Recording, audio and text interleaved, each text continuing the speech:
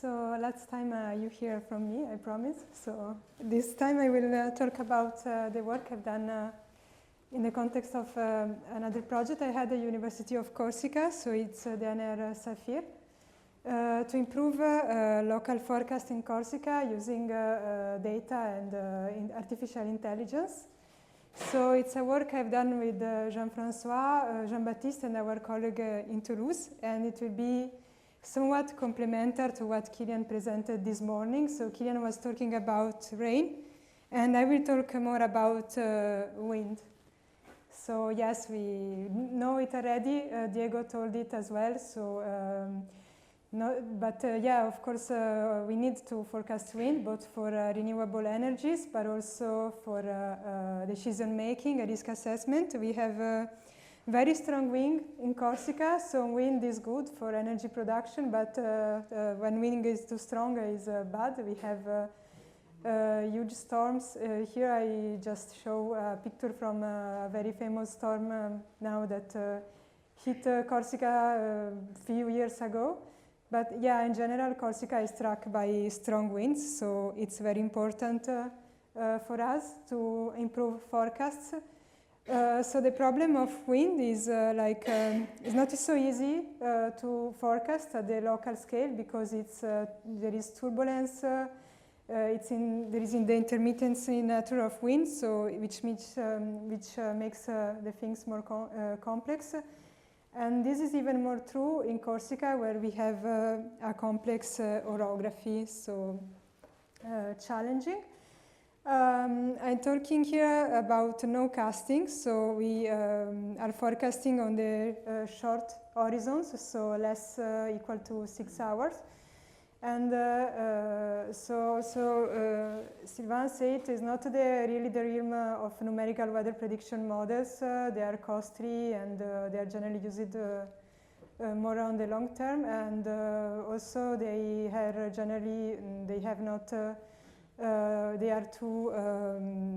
are too coarse graining, especially. So this was before the advent of machine learning. It was the realm of simple statistical model, that linear, quasi-linear, autoregressive model, and so it seems it's a good realm to test neural network.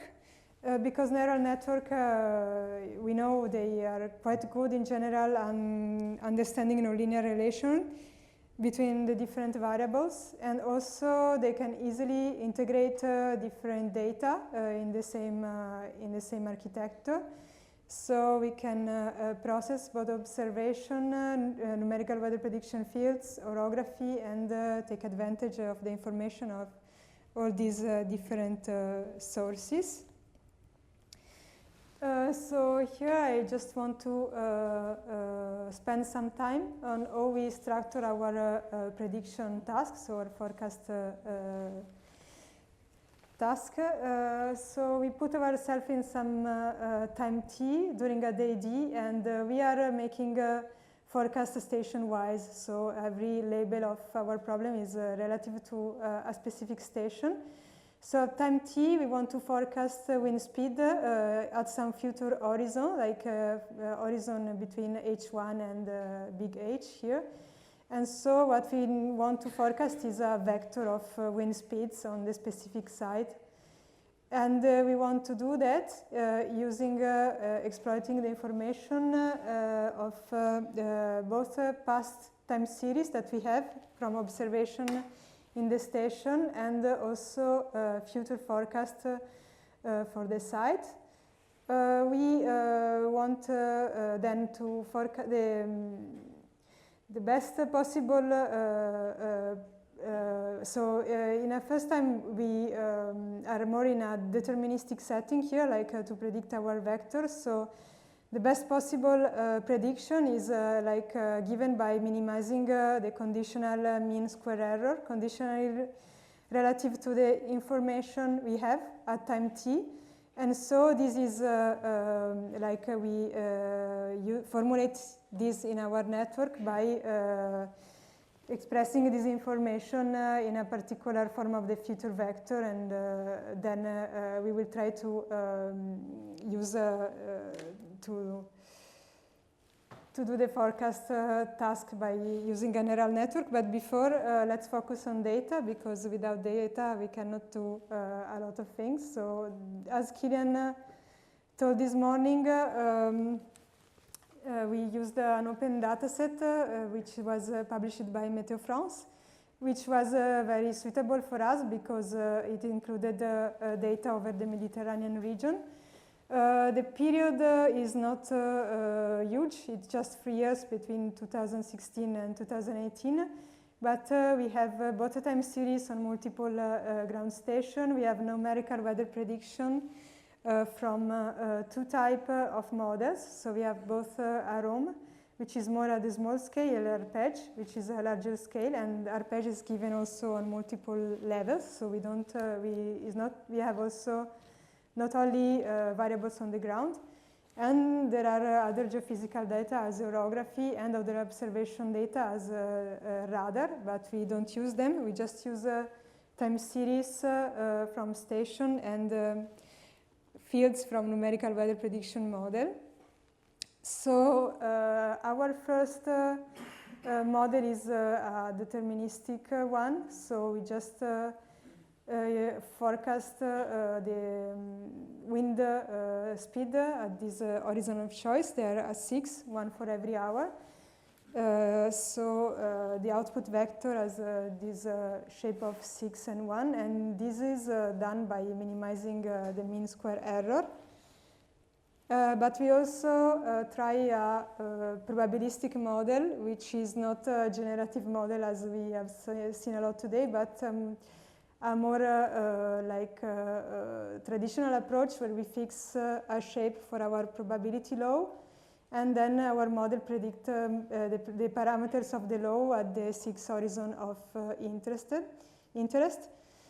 So by assuming that the probability law of each horizon is independent, we can minimize the negative log likelihood, which is given simply by the sum of the negative log likelihood over the horizon and over the labels we have, or the labels we have. And then in my presentation, I will consider the results of the probabilistic model as pointwise to compare with the deterministic one and with the observation. So what we do is simply evaluate the mean from the result of the prediction forecast. Here I just spend a little bit of time to illustrate what we choose as a law. We use a law that was developed at the University of Corsica by Jean-François and Rachel Bailed, which is an extension of the Rice distribution, an extension to incorporate the effect of wind turbulence. So the Rice distribution is a law that we have when we consider the norm of a Gaussian vector with 2 components with different mean and same variance. So when we have this kind of vector and we consider the law of its mean, we obtain a Rice, the Rice distribution. But if we consider that the variance is itself stochastic, for instance with a log normal law, then we have the multifractal Rice distribution. And before the work I present today, we have done some tests by fitting also forecasting wind with different probability laws. And the multifractal Rice was the one that was giving best prediction. So here in my work, in this work, we simply used that one. So here I look more in detail what are exactly the input of our model.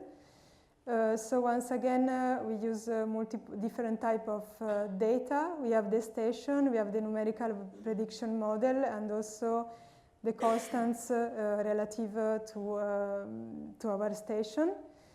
So we have, for every station, we take the values of the wind field and the temperature, but we consider also the time series of 10 neighboring stations. So we have, we go in the past like 6 hours before with a time step of 1 hour, so our station input vector has this shape. And then for every feature, we took a subset of the numerical weather prediction variables around the station. So for Rome, we have 5 fields we consider, and arpège, we have 3. In the arpège data, we have an additional dimension because we consider also different levels of the forecast. And then we add the constants relative to day and time of the year, coordinate of or the station, altitude of the station, and also the distances between the station and the time series we add of the neighboring station. So this is the model architecture. Kilian talked about it this morning. We have a mixture of convolutional neural network to extract spatial features from the numerical weather prediction entries. And we have also the LSTM, which after the post-processing of the image, the spatial dimension is taking care of the temporal feature extraction. And we use different branches for our network, so we treat every type of data differently depending on their nature. So it's a classical way to deal with this type of data, and our model is quite simple in the sense that it has not a lot of parameters, just 200,000, which is not much in terms of machine learning standards. What we do to train the model, so since we are considering our problem station-wise, at the end we have like 3.5 million key, more or less. We do a split between train, validation, and test, and we didn't do cross-validation, but we use a strategy to avoid data leakage, because otherwise one has to be a little more careful to not put very correlated data in different splits to avoid artificially inflated performances. So our way to avoid that was that labels of the same day were assigned to one part of the data set only. And we also have done a little bit of hyperparameter tuning in a way that was not really like a little bit, but at the end we were happy with the values that are quite standard for our network. Here I'm starting present results. So as a first thing, I'm comparing our hybrid model, and I call it hybrid because it uses different type of data with some baselines.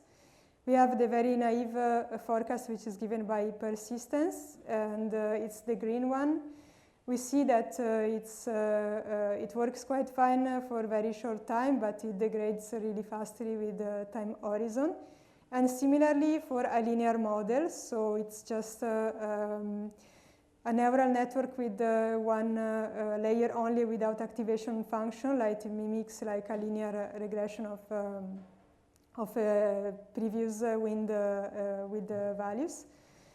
And then also the baseline are the raw AROM and the raw arpège data, and they vary less with time, but they have some bias, so we improve all the baselines at all horizons.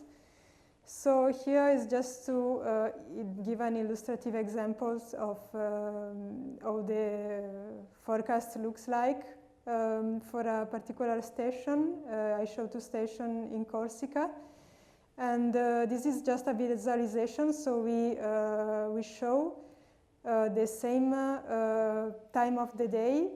So it's the forecast 6 hours ahead. and it's not very straightforward to see it, but we compare it with the baseline of Rome.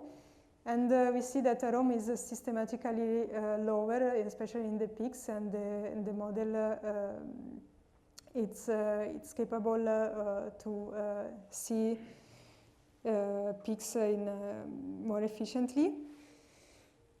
So here I'm comparing the results of the, here we consider sub-models of our models. So we are just comparing different branches of our neural network.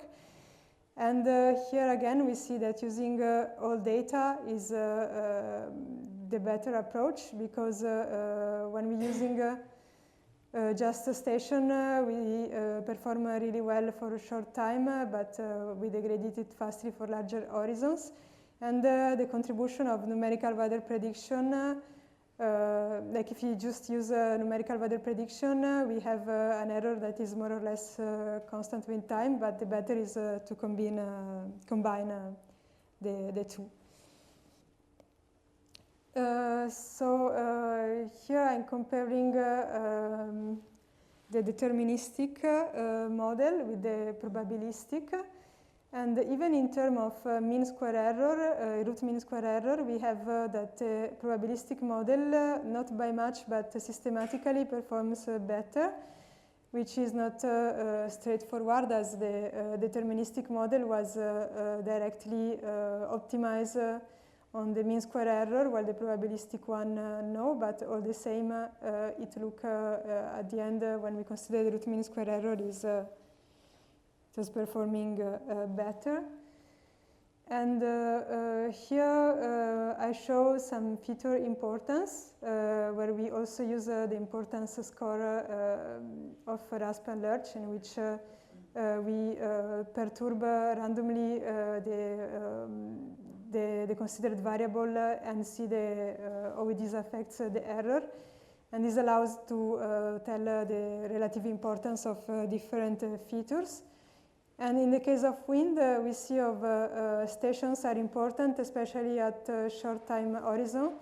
But at the end, what is really important is also Rome wind field, which is whose importance is more or less constant over the horizon considered.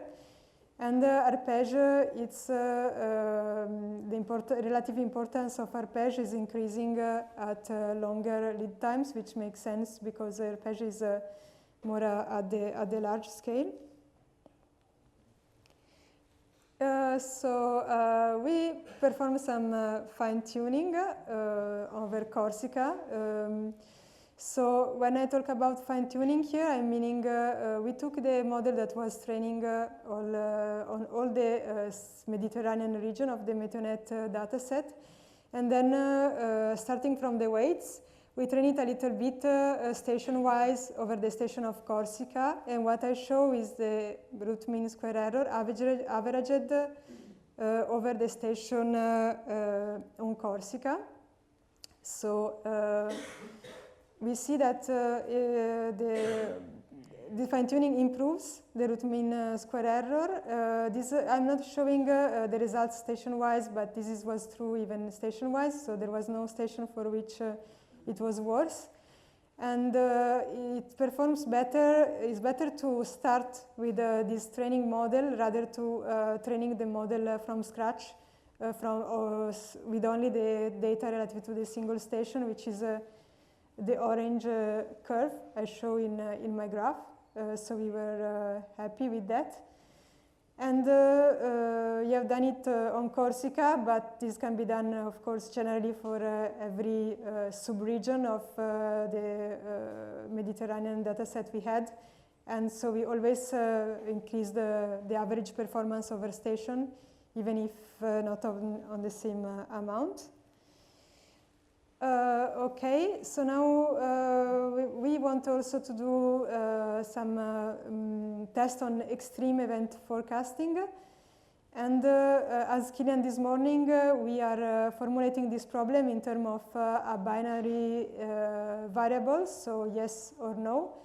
And this is done so our predictor, binary predictor, is created as a threshold exceedance.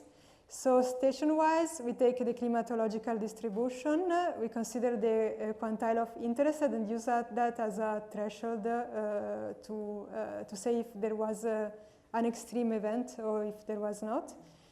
When we have the deterministic model, we have no much choice about how to make this threshold. You have to use the mean value. But when we have the probabilistic model, we have the full probability distribution. So when making the binary prediction, we can take the quantile when considering threshold. So since we are in a binary setting, the skill score we can use are use components of the confusion matrix. So this is this 4 possibility table about the fact that the forecast was done positive or negative, and it was observed to be that or not. And I'm showing results in terms of the Pierce skill score. And we choose this metric because it's equitable. So if the forecast performance random is 0, 1 is a very good, is a perfect forecast, and negative is worse than random. And also is not affected by the relative proportion of positive and negative classes, which was good in our setting since extreme events are rare by definition. And we also show the critical success index, which is another metric which is often used when comparing unbalanced classes.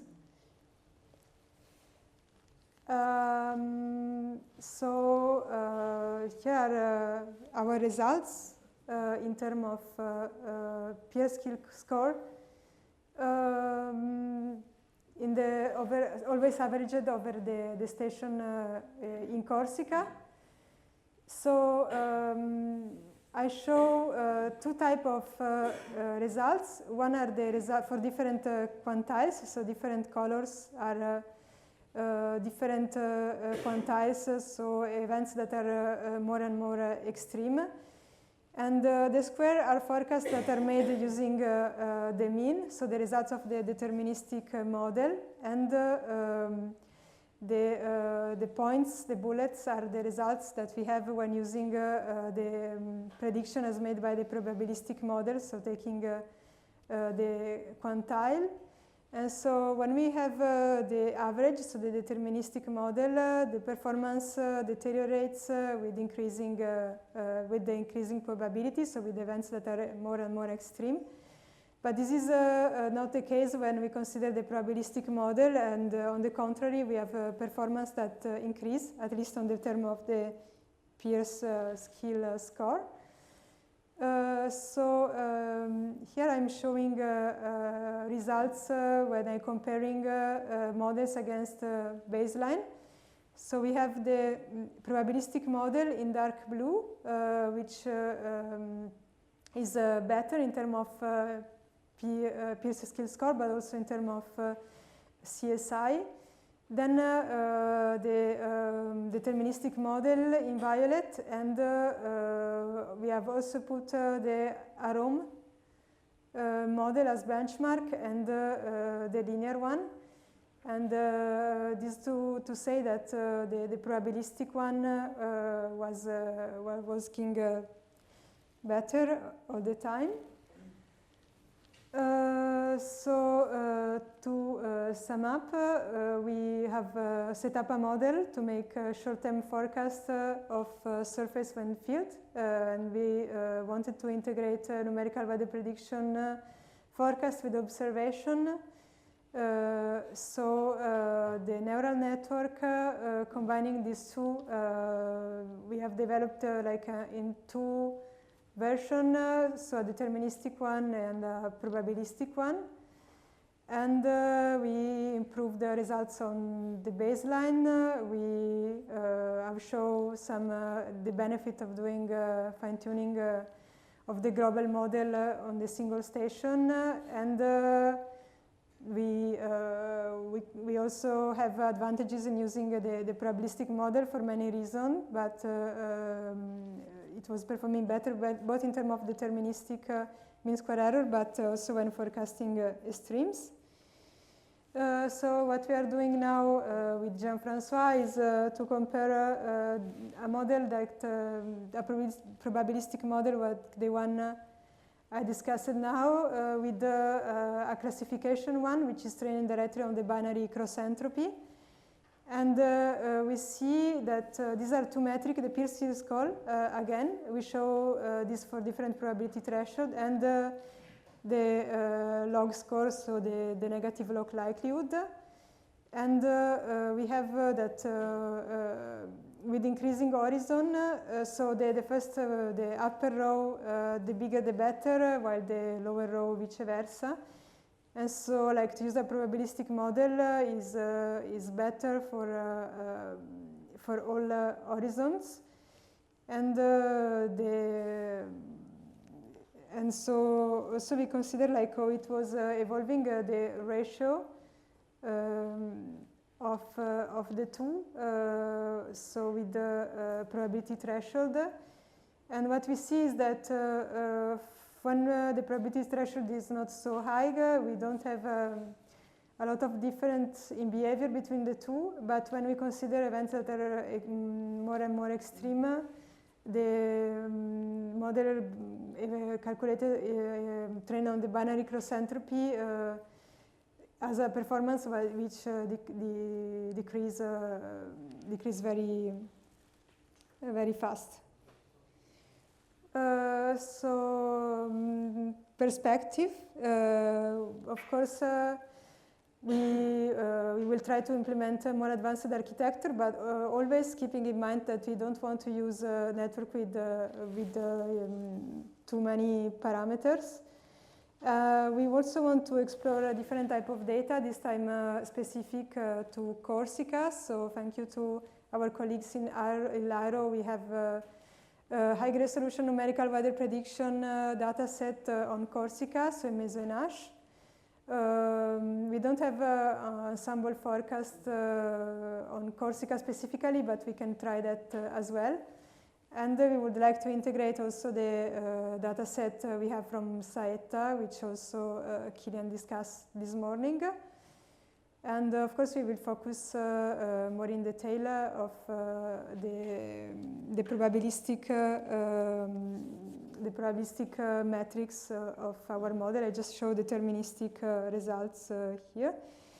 We have a preprint that is has almost been accepted, so now you can find it on arXiv, but we submitted it on a journal of the American Geophysical Union, and is in the last state of review, so we are very confident, but you will find it on arXiv. And for now, and I'm finished with this, so you can. I'm ready for your question if you have one. So thank you.